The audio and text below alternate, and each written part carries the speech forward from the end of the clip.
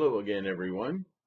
Namu Myoho Renge Kyo, Namu Myoho Renge Kyo, Namu Myoho Renge Kyo. Good to see you. Welcome to part 6 of the Diamond Sutra Perfection of Wisdom study. We're pretty close to done with it. But I don't want to skip anything. I'm already skipping around, and as I've encouraged you before, great book to read. A lot of scholarship. I really appreciate that. Let's get right into it, okay? Now, don't have as much light in this room today. In fact, I'm going to turn one on if that's all the same to you. Can I reach it?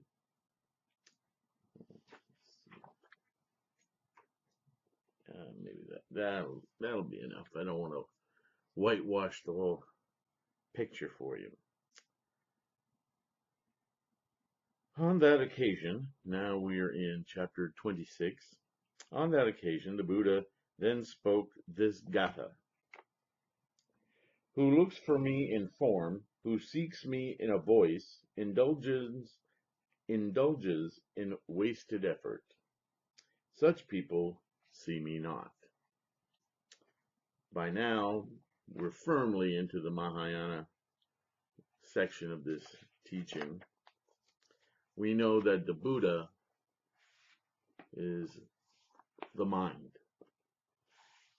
And in fact, I'm going to go ahead and say it, although this will get us into Lotus Sutra territory. The Lotus has been quoted several times in here by other scholars as well as in the text, just other scholars. Not only is the Buddha the mind, but it is the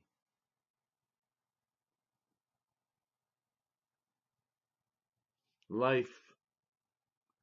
It's usually called life force. But let's get more modern, more real about this. It's life energy. It is the intermittable, quiescent energy of all potential. From all potential precipitates phenomena. Not only are you a phenomena, the mind is a phenomena. You can't find qualities or define it by its attributes. The mind is the mind. We know it because we're sentient beings. But that mind fundamentally comes from the quiescent energy, or perhaps easier to understand, the energy that starts to take potential and make it manifest. And it's not only you and other people and animals and so forth, everything we experience as real, but this entire universe is made exactly the same way. An amalgam of energies, poof, manifesting into something, a phenomena. And when the phenomena, like all things, is impermanent, it decays and falls into noumena. So you got to change your vocabulary a little bit, because that noumena basically says nothing. But if you take the word nothing apart, it's no thing. It's not like the previous words we've used, empty or void. Those are too easily categorized as nothing. But no thing actually means that there is potential for things, energy. But when there is no thing, that means within that vast energy, there is no phenomena. There is only potential for phenomena. That's Buddha. And that, because it's integral to our own self-awareness, us being here, is the result of Buddha, not a person, but that energy. And we're an amalgam from it, like all things are. That's the oneness we're talking about in Mahayana. The full brunt of Shakyamuni's teachings. Okay? So, go on with another quote here. This chapter explains the apparition body. See, the apparition, what does apparition means? It appears to be, but it is not. It does. These are apparitions. These are visions. These are mind-made entities. The Buddha is one, and this body is not true in order to show that the Dharma body is free of attributes. Subhuti, what do you think? Can the Tathagata be seen by means of possession of attributes? Subhuti replies, no, indeed, Bhagavan. As I understand the meaning of what the Buddha says, the Tathagata cannot be seen by means of the possession of attributes. So if it has no attributes, what then is it? It is no thing. Not nothing, but no thing. You can say it's the same thing, but I think it's helpful to break apart the syllables because it makes a clearer perception of what is being taught here. Okay? If the Buddha has no self, being, life, or soul, what exactly is the Buddha? I got ahead of myself and defined it already, but let's go with what the Diamond Sutra and its analysis says.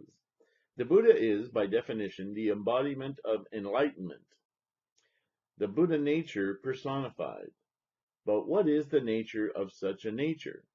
On several occasions, Chao Chou's disciples asked, come on now, fingers, asked him if a dog had the Buddha nature. On one occasion, he answered, no.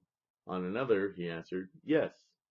The difference depended on the disciples and whether Chao Chu perceived the disciple has attached to the phenomenal or to the nominal world. There's that word we're starting here, nominal, nothingness. To existence or to non-existence.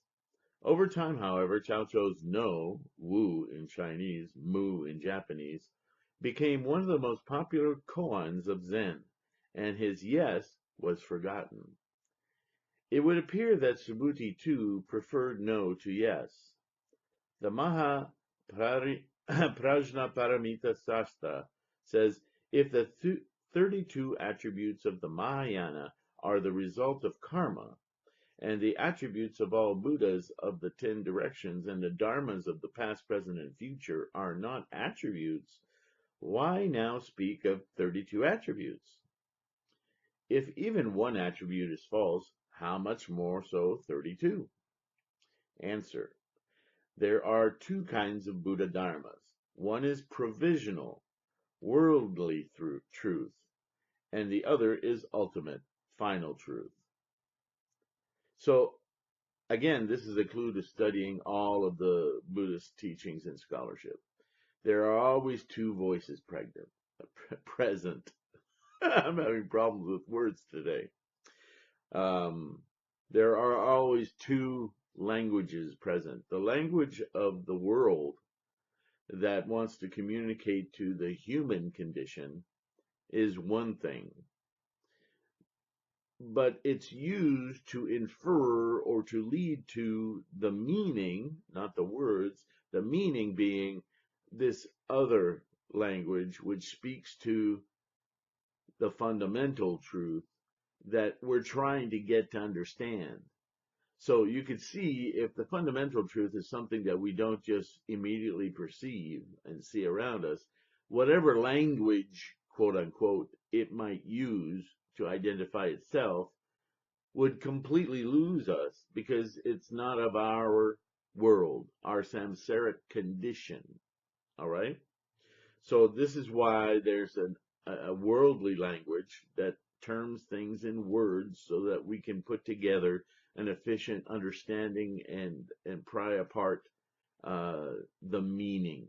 Once we get to the meaning, the language, the worldly language, has no relevance, because when you know something, like fundamental energy and Buddha, there's no need for language. You just know. So that's where we're trying to get. In terms of provisional truth, we speak of the 32 attributes. In terms of the ultimate truth, we speak of no attributes. It's kind of an easy reversal of language, but that's still not it. I hope we're there by now. Thus, there are two kinds of path. The first leads beings to cultivate the path of merit. The second is the path of wisdom. Because of the path of merit, we speak of the 32 attributes. Because of the path of wisdom, we speak of no attributes. Now you can maybe understand why this is called the perfection of wisdom. Because the logic that we use every day is a conditioned human existence language. But if we can transcend the limitations of that language to get to fundamental truth, well then we have developed our wisdom beyond the label wisdom, I would say. Okay, in terms of the apparition body, we speak of 32 attributes. In terms of a real body, we speak of no attributes because there's no body. So kind of take it apart by going backwards. Tao Chuan says, mold clay, carve wood, and paint some silk, add blue and green, and gild it all with gold. But if you think the Buddha looks like this, the goddess of compassion will die from laughter. Now that I've read that, I should also interject that in the Buddha's many sutras and teachings, his sermons, he urged his followers, don't follow me. Literally, not just images of me or statues of me or all those kind of things. Fine, you can do those to play, but don't worship those things. Don't focus your energy on those things, me included. Why? Because he just explained it. I ain't here. You're wasting your time. And also, you're grounding yourself and cultivating more attachment to a thing. A thing that is impermanent, that does not, in the final analysis, exist. Don't do that. Study the teachings, figure out their meaning, and meditate, concentrate on your own perceptions and what you need to do. That's the practice. There have been mandalas in an attempt to transcend that, but they're all pictorial, so they got pictures of things. The best mandala that I've ever seen was Nichiren's mandala. Why? Because it wasn't a picture. It was very specific and not even one singular language, because it was a mixture of Siddham and Pali and Sanskrit and Chinese characters and Japanese names and characters. All those came, as I've told you before, all those names are really about concepts. They're not real people. They're like we call Shakyamuni Buddha, but that's really an error. That's why I try to use Shakyamuni Buddha every time I identify him, because I'm still sensitive to the human language that wants to give him the entity of Buddha. That's not nice. That's, he's not Buddha. He has Buddha, and he's realized it completely, and he's made the choice to stay in this condition of humanity in order to help others gain that understanding and reach their own Buddhahood.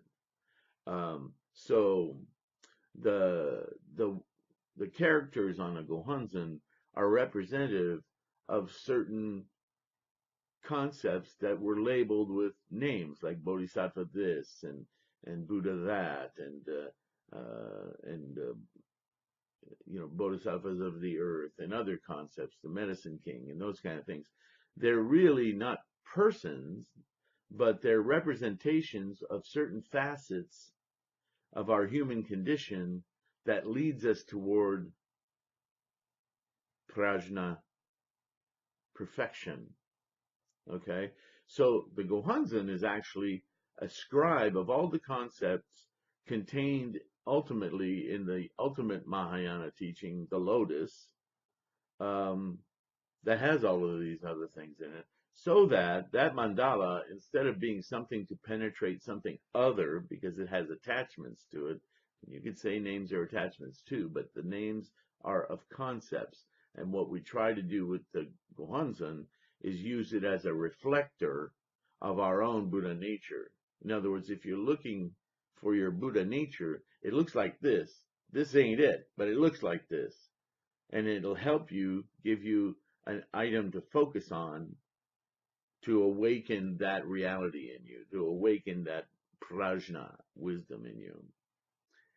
It's tricky because, Buddhism is a practice of how do we liberate ourselves from the foibles of humanity, human life, the way we work, the way a human being thinks and the mind operates. To get underneath it, we have to use conditioned devices and try to clean them up as much as possible so that they don't distract, but at the same time provide us in our human condition something to guide our idea of what we're doing.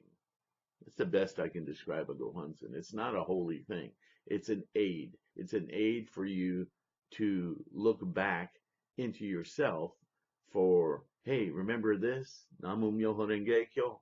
Remember, this is the title of the teachings. This has all the 5 periods of the teachings. It has those meanings. Okay, I don't want to get too far off track here. Let's continue. The Buddha said, "Well done, Subhuti, well done. So it is.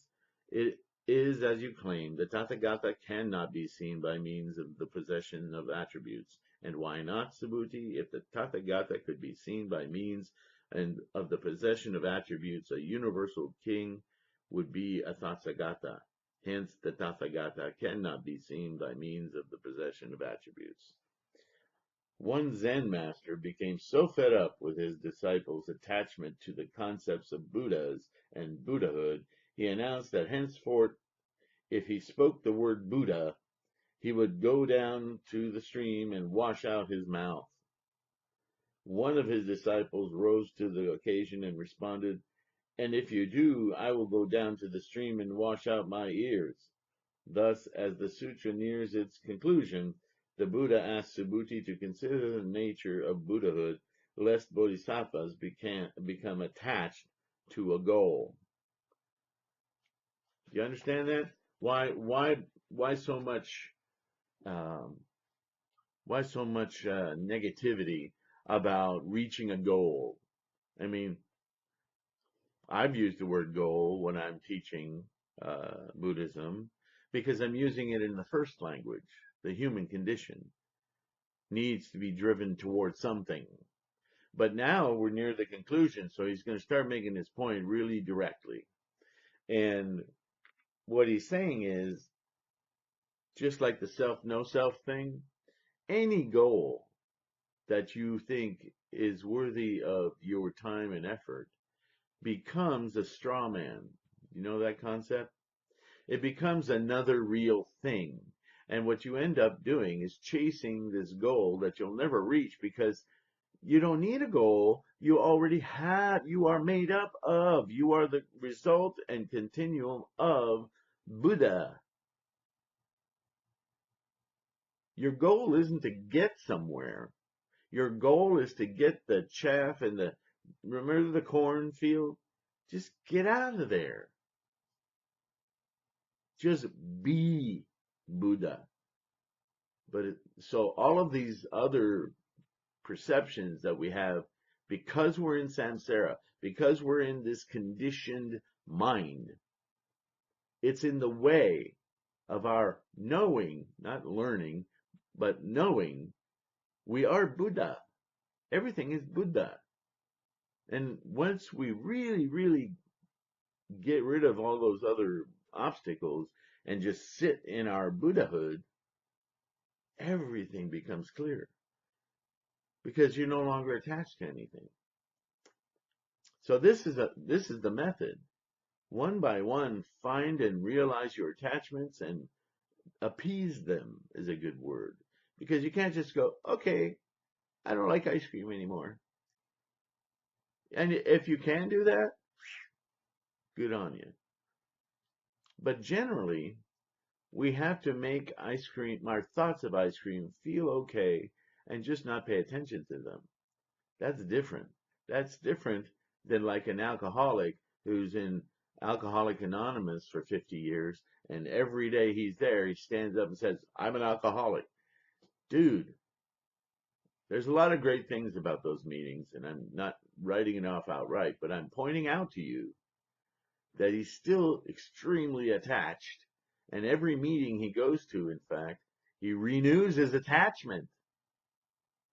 Instead of learning that thought that says, man, I could use a drink right now, and saying, well, maybe you could, maybe you can't, maybe you shouldn't need to. I mean, I'm just going to, every time you come up in my mind, I'm just going to have a glass of orange juice and feel good. And over time, that thought will cease to have, it won't come up as easily. It'll start out saying, man, I'll just have some orange juice. It loses its power. Okay? What do I mean by loses its power? The attachment is waning till the day comes when you just don't have that thought anymore. You know, when I was younger, I smoked cigarettes. And one day I felt my throat was starting to burn. But you know, when you like something, you just keep doing it. So I kept smoking, thought, it'll pass. Then I got a big old sinus infection. And then I couldn't smoke. It didn't even taste good. And in my mind, I thought, well, if I can attach this yucky experience, if it's going to burn my throat or give me infections to smoke cigarettes, I really don't need to do that. And that worked for me. You know, maybe a year, maybe 2 years later, I kind of, what did I see in that smoking in the first place anyway? I thought there was a pleasantness to it. So I tried different flavored cigarettes. And that was fun for a little while, maybe a month. And I started feeling that burn coming again. I thought, I really don't need this. And that was my whole smoking experience. I didn't go through this huge trauma of, I gotta have my nicotine. But, you know, I never was a person who smoked a pack a day either. I could have a pack of cigarettes and it would go stale before I finished it. So maybe that's my good fortune. So it made it very easy for me to walk away from. And I haven't smoked since. Although on occasion, I really liked those clove cigarettes for a while. And I kind of, you know, I'm a painter. So when I'm focused on painting and so forth, it'd be kind of nice because I forget to eat or whatever. But I never even bought the pack because I remember, I really don't need that. So the thought may arise again a decade later, but it won't have the power because I'm no longer attached to it. It's still roving around in my brain, my mind, but it doesn't have power. So this is the whole method of discovering our Buddha nature. If we can do that with all of our attachments, our myriad thousands of attachments, and the different forms that our attachments take, that's also important. Because my ability to just quit smoking like that is the same thing that I learned from quitting alcohol and quitting other things. I can't stand up today and say I'm addicted to smoking and I'm an alcoholic. It sounds stupid for me to say that. Why? Because those thoughts don't arise anymore in me. They have no power. I'm no longer attached to them. Hooray for me. I got rid of some attachments. Got lots more. Been doing this 30 years. I got a lot of attachments. Believe me, I've seen my life change through Buddhism year after year after year. But I'm always reminded every decade that I may have gotten rid of an attachment, but that attachment was part of 10,000 more that are related to another attachment. And so I've been climbing that pyramid of attachments from where there are hundreds of thousands to 100,000 to tens of thousands. I'm not going to go any further than that because I'd be lying to myself.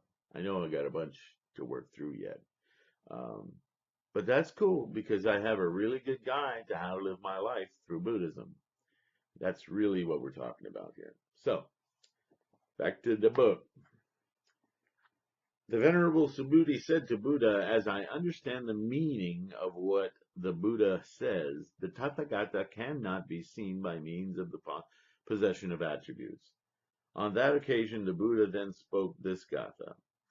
Who looks at me in form, who seeks me in a voice, indulges in wasted effort. Such people can see me not.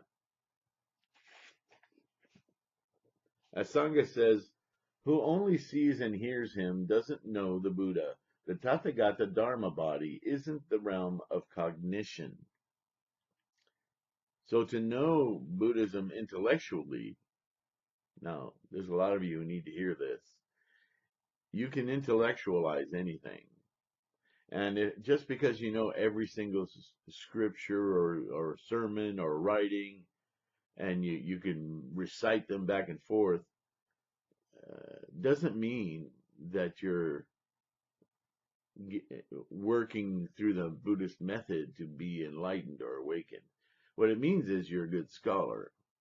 But until you dive your heart into this, until, there's a word that I really can't stand that English and Western translators use in translating from Sanskrit, Pali, Chinese.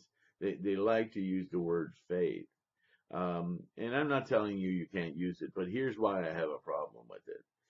Faith, especially in the West, is generally a term that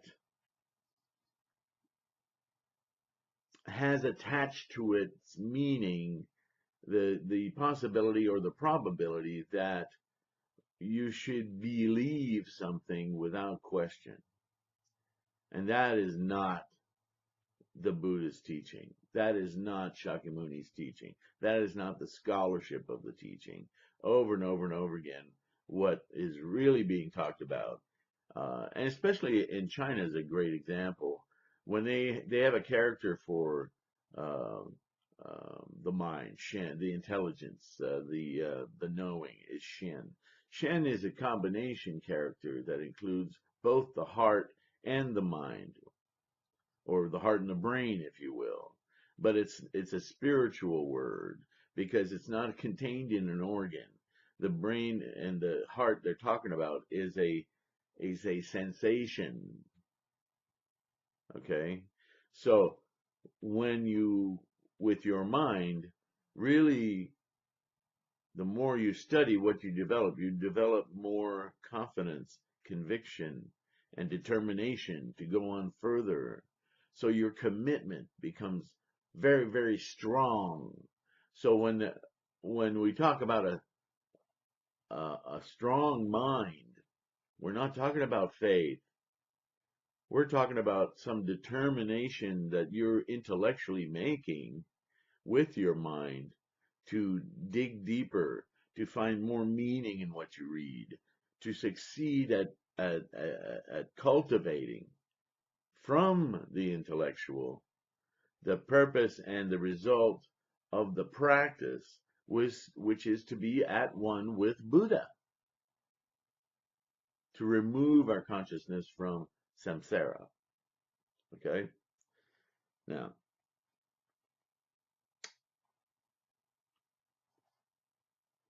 Sheng Yi says, form itself contains no suffering. It is attachment that contains suffering. So there it is. Intellectually, we see a door as a door because we read its form, we read the way that it works, the way that it looks, the way that it's sized, the way that it exists. But that's not its fundamental nature. That's its form. That's intellectual. What it actually is something of an attachment.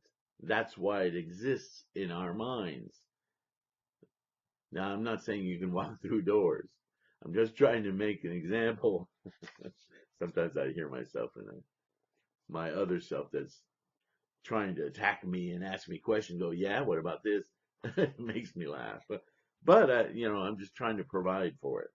Trying to give you an instance where you may very well perceive a door, but it's open. And the important thing is that it's open, not that it's the door.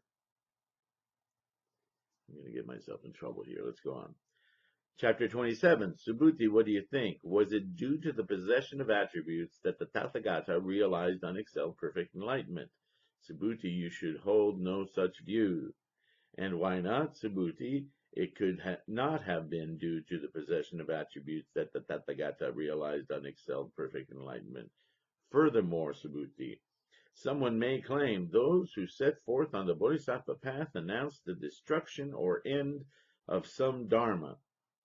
Subhuti, you should hold no such view. And why not? Those who set forth on the Bodhisattva path do not announce the destruction of the end of any dharma. Now, this is another way he's saying that, remember the nothing, the no thing that I was talking about? This is exactly what he's referring to.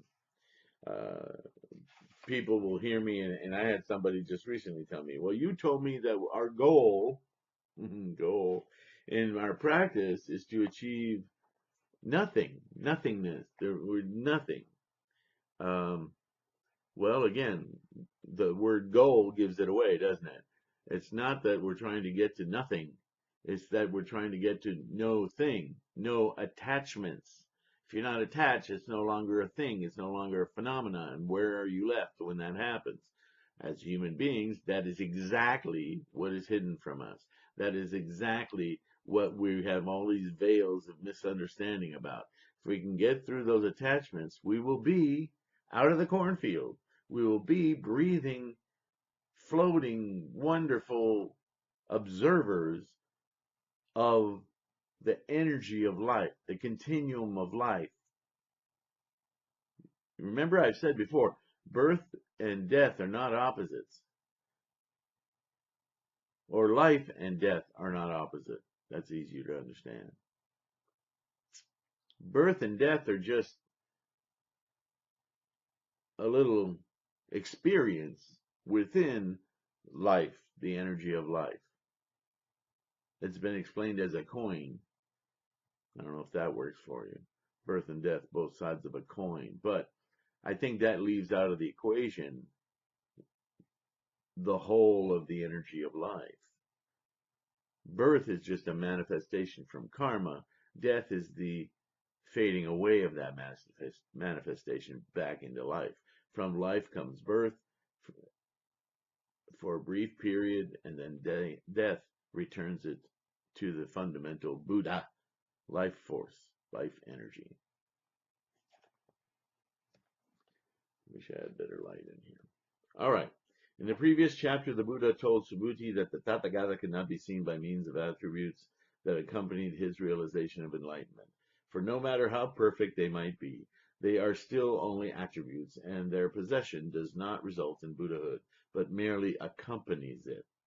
Throughout this sutra, the Buddha uses unexcelled perfect enlightenment as a synonym for his Dharma body, which is not subject to creation or destruction, but which is the only attribute a Buddha can be said to possess because it is no attribute. Attributes are something we're obsessed with as humans. You could read it as possessions, but blue eyes and long fingers are also possessions. That's what we mean by attributes. They're just another attachment. Come on, fingers. Furthermore, Subhuti, someone may claim those who set forth on the Bodhisattva path announce the destruction or the end of some dharma. Subhuti, you should hold no such view, and why not? Those who set forth on the Bodhisattva path do not announce the destruction or the end of anything.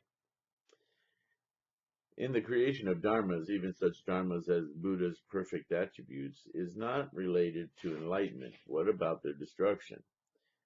Do bodhisattvas not bring about an end to suffering and destroy the basis of future rebirths through their countless acts of merit? What about such dharmas as these? Here too the Buddha seeks to steer Subhuti away from any semblance of attachment. That's what we just talked about. Okay, chapter 28. What I'm doing here is I'm trying to help you study.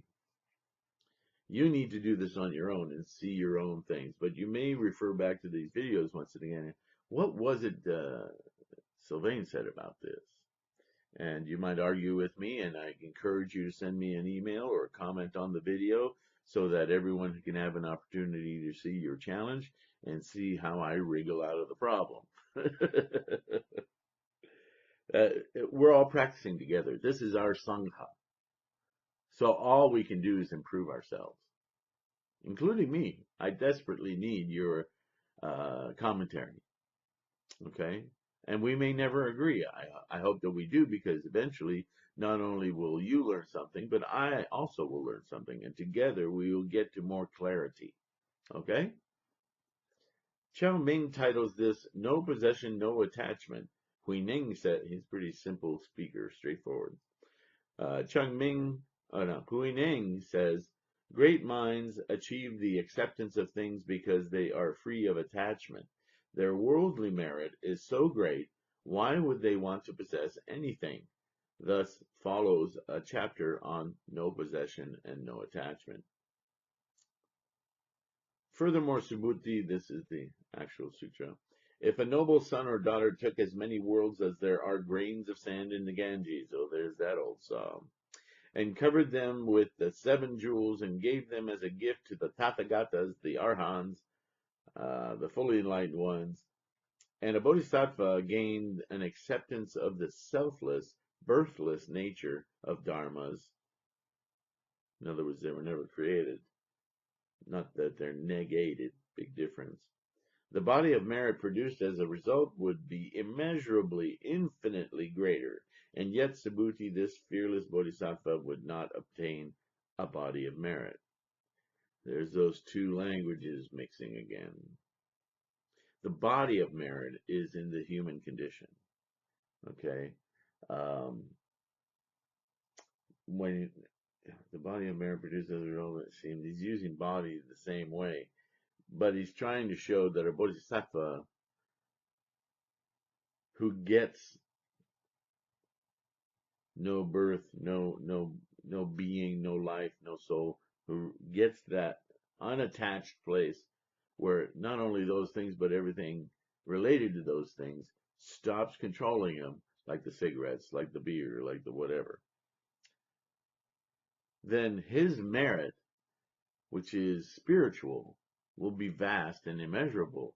Whereas if he doesn't let go of that attachment of self, body, being, life, soul, then all of the gifts he could give will render him no merit at all. It will be illusional, or as is often said in this book, delusional. And maybe it needs to be stated that strongly. All right, in this sutra, the Buddha focuses on 3 of the 6 perfections. The first perfection of charity, the third perfection of acceptance or forbearance, and the 6th perception of wisdom. This is, after all, about the perfection of wisdom. Here, the Buddha merges all 3. For when we give something, we must be able to bear its loss and accept its absence. Thus, charity and acceptance are 2 aspects of the same practice. It is the perfection of wisdom, however, that transforms this twofold practice, for it is by means of wisdom that we realize that the elements of practice are empty, that there is no gift, no giver, no recipient, and thus no practice.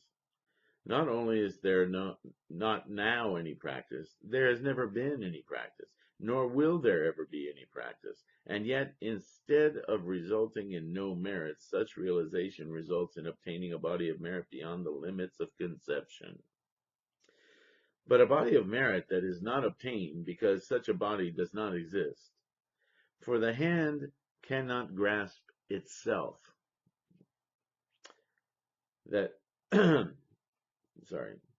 By realizing and accepting that all dharmas have no self, that they are not real, a bodhisattva gives up attachment to all created things. And only by giving up such pervasive, all-consuming attachment can a bodhisattva liberate all beings, beings who do not now exist, have ever existed, and never will exist. And later, more developed descriptions of a bodhisattva progress, such as that in the Dashabhumika Sutra, the term Anutpatika Dharmakshanti, acceptance of birthlessness, is said to characterize the 8th of the 10 stages that culminate with Buddhahood, and which is the subject of the next chapter. How are we doing on time? Chifo says all dharmas must be selfless, but people are incapable of selflessness because they are incapable of acceptance. If they can't be accepting, how can they be selfless? But only through selflessness can they become accepting. All the other 5,000 words in this sutra, merely explain these few which comprise the Buddha's essential teaching.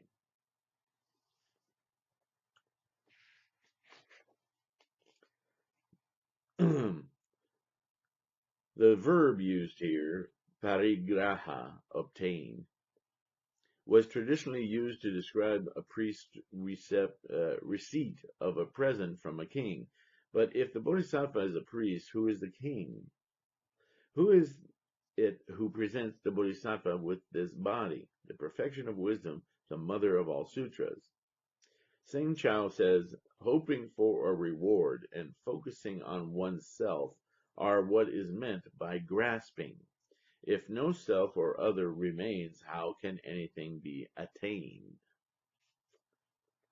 Once again, there's no goal here. There's no getting somewhere else. It's here already. We're all in the same energy.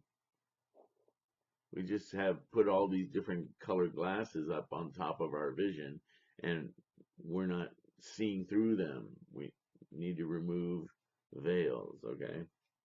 Chapter 29. Furthermore, Subhuti, if anyone should claim that the Tathagata goes or comes, or stands or sits, or lies on a bed, Subhuti, they do not understand the meaning of my words. And why not, Subhuti? Those who are called Tathagatas do not go anywhere, nor do they come from anywhere. Thus are they called Tathagatas, arhats, fully enlightened ones. This is what we've been talking about. This is an extension of, if you're still attached to a self, a being, life, then that's the only way you can speak of the Tathagata going or coming, or sitting or lying down, or being anywhere or anything. That's illusory. That's samsara. From the very beginning of this sutra, the focus has been on the Buddha's body, and this sutra can be read as a meditation on the Buddha's body. But which body? It has sometimes seemed like the Buddha has been playing the old shell game with Subhuti. Now you see me, now you don't. Under which shell is the real Buddha? As early as chapter 5, the Buddha asked Subhuti if he could see his body, and with this koan he began Subhuti's education in the perfection of wisdom. Obviously, the Buddha was not referring to his physical body, which Subhuti knew was empty of any self-nature and merely an apparition. But to which body was the Buddha referring, and why did he refer to bodies at all? Subhuti was known for his attachment to emptiness. Hence, the Buddha sought to lead him beyond emptiness by considering his reward body, which is a reflection of a Buddha's selflessness. The Buddha also urged Subhuti to cultivate his own reward body, which is called his body of merit, by resolving to liberate all beings without attachment to any being or to any self. However, while selflessness is the necessary cause of such bodies, selflessness itself turns out to be birthlessness. No self has never existed. Hence, one cannot transcend what one doesn't exist.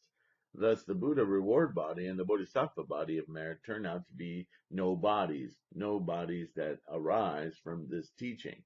If we wish to follow in the Buddha's footsteps, we need to find the Buddha's real body, his uncreated, indestructible body, his diamond body. In this chapter, the Buddha finally lifts the shell. Chao Ming titles this The Utter Stillness of Perfect Deportment. Huineng says, going and coming, sitting and lying down, all accord with reality. Thus follows a chapter on the utter stillness of a Buddha's perfect deportment. Tei Ching says, though it has been said, and there is no self or recipient of merit, when the Tathagata appeared walking, standing, sitting, or lying down, was this not the Tathagata's self? This is because we view that his three bodies were both one and many, has not yet been eliminated, and because the undifferentiated nature of the Dharma body has not yet been understood. Furthermore, Subhuti, if anyone should claim that the Tathagata goes or comes or stands or sits or lies on a bed, Subhuti, they do not understand the meaning of my words. The Buddha uses two parsings of the word Tathagata here. Reading Tathagata, we have thus come, where thus refers to what Buddhists call suchness, and come refers to the Buddha's apparition body and his appearance among mankind, in other words, in samsara. Since the Chinese prefer to emphasize the Buddha's compassion, they invariably translate Tathagata as July, thus come. Here, however, such a translation would be a mistake. The Buddha does not come. Reading Tathagata, the word also means thus go, and emphasizes the Buddha's transcendence of his physical body and full realization of his reward body, his enlightenment. But neither does the Buddha go, for if all dharmas are selfless and birthless, can anything be said to truly come or go? As the sutra nears its end, the Buddha finally tells Subhuti he was mistaken if he thought anything took place at all in the great city of Sarasti or in Anathapindada garden. And he was also mistaken to think that he could follow the Buddha's footsteps when in fact there are no footsteps. In the Perfection of Wisdom, in 18,000 lines, Subhuti tells Shaka, the Tathagata cannot be known except through the fact that in his nature he has no fixed residence. He cannot be apprehended except through suchness, emulation. Without a fixed residence, chief of gods, all dharmas. Later in the same sutra, Subhuti also says, as the Tathagata's suchness neither comes nor goes, so also that of the Subhuti and the elder. For from the very beginning has Subhuti the elder come to be born after the image of the Tathagata. In the Perfection of Wisdom in 8,000 lines, Dharmagata Bodhisattva says Tathagatas do not go anywhere, nor do they come from anywhere, because suchness does not move, and the Tathagatas are suchness. Those who grasp at a Tathagata through form or sound, or who think a Tathagata comes or goes, are fools. A Tathagata cannot be seen by means of his physical body. The Dharma is the body of a Tathagata, and the true nature of Dharmas does not come or go. The body of an elephant, a horse, a chariot, or a soldier conjured by a magician does not come or go. Likewise, Tathagatas do not come or go. The Buddha's body does not result from a single cause or condition. Wang Ji Shui says, a real Buddha has no appearance, thus he cannot be described as coming or going, sitting or lying down. If he could be described, he would have an appearance. Thus the Buddha says, such a view is at odds with his teaching. What the Buddha means by Tathagata is the real Buddha, and the real Buddha has no form, like the mind. Moreover, it fills the sky and the world, so how could it come or go? Tei Ching says, Subhuti still regards the one whose deportment is perfect, whether moving or still, as the Tathagata, but this is to hold the view of coming and going. How could the Tathagata come or go? At this point, Subhuti's attachments end, and his preferences are forgotten, and movement and stillness are no longer seen as different, but truly so and in the realm of the real, which is the final mystery. However, his distinction of oneness and multiplicity has not been forgotten, and the meaning of one body with three forms has not yet been understood. Thus, in the next chapter, atoms and worlds are used to break through this. The Complete Enlightenment Sutra says, do clouds float by, or does the moon move? Does a boat drift past, or does the shore move? The moon doesn't move, and the shore doesn't move. Likewise, the Tathagata's true body neither moves nor stays still. Its appearance and disappearance are visual errors. It's like the puzzle of, does the chicken cross the road, or does the road pass under the chicken? Tao Huan says, Chapter 29 explains the meaning at the beginning of the sutra, where Subhuti asks the Buddha for instruction and can't keep from singing his praises. Chao Fo says, it was said that the Tathagata cannot be seen by means of attributes, and yet he does not lack attributes. Anyway, they're all basically saying the same thing. When we talked about the Lankavatara, the Avatasaka Sutra, you got a lot of reading to do, folks. But I don't want to be too redundant here because I think you get the gist of this. So I want to jump on to the next chapter. I'm already at 52 minutes, so I need to give you a break. I'm good. There's three last chapters, and that's where everything is condensed. So I'm going to read a lot, but because it's going to say things pretty obviously, that I don't think I need to translate for you, but I'm sure I'll interject something. So for now, the next video will be quite a bit shorter because it's not as much. I say that, but anyway, thank you. Thank you for listening and participating. Please make comments, ask questions. I love you for it. Okay? Let's realize Buddhahood together. Namu Myoho Renge Kyo, Namu Myoho Renge Kyo, Namu Myoho Renge Kyo. Bye for now.